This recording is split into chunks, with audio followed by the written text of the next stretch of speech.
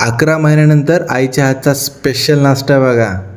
काय म्हणता मित्रांनो, आजचा दिवस माझ्यासाठी खूप खास आहे. कारण मी रत्नागिरी ते कोल्हापूर आणि मग कोल्हापूर ते नांदेड असा मोठा प्रवास करत घरी परतलोय बघा. खूप दिवसांनी घरात येण्याची एक्साइटमेंट मनात होती बघा. आता बघू आपला सरप्राईज सक्सेस होईल की फेल होईल. मी सरप्राईज देणार म्हणजे तो फसणारच बघा. मी सरप्राईज द्यायच्या आतच सगळ्यांना समजलं की मी आलोय. पण खरं सांगतो, सरप्राईज फसला तरी त्या क्षणी माझ्या मनातला आनंद किती मोठा होता हे सांगणं अवघडच आहे बघा. आल्याला फ्रेश वगैरे होऊन आईच्या हातची स्पेशल कडक चहा पिली, मग सगळ्यांशी गप्पे वगैरे मारले.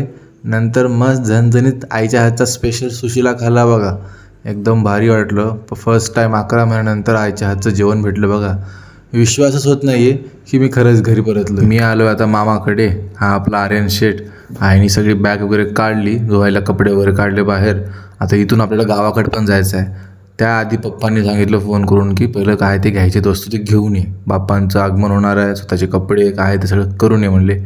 मग काय सरळ निघालो मग मी बाहेर मार्केटला आईला घेऊन. आईला मस्त पहिल्या आधी ना स्वस्त मस्त जुडिओमध्ये येऊन स्वतःसाठी टी शर्ट्स वगैरे पसंत केली. आईची आवड माझे थोडे बुक मिस करून परतलो घरी. आव्हाला आईनं दाखवलं सगळं. मी वर येऊन पहिलं सगळं सामान ठेवलं, कारण मला जायचं होतं मावशीकडे.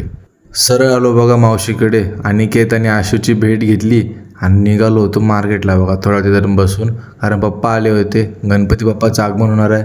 मग हारं बिरं घ्यावं लागतील ना बाप्पांसाठी आपल्या. लागलो तयारीला बाप्पांच्या आगमनाच्या. सगळी खरेदी करून आम्ही सगळे निघालो बघा बाहेर जेवण्यासाठी. आर्यन, मामा, मी, पप्पा, आई. आईला सरप्राईज मी देणार होतो, पण आईनंच मला चांगला सरप्राईज दिलं आहे बघा सगळे हे प्लॅन करून. खूप दिवसानंतर बघा फॅमिलीसोबत जेवण करतोय. मजा येते, एक्साइटमेंट वाटते. समोर काय काय होईल माहिती नाही.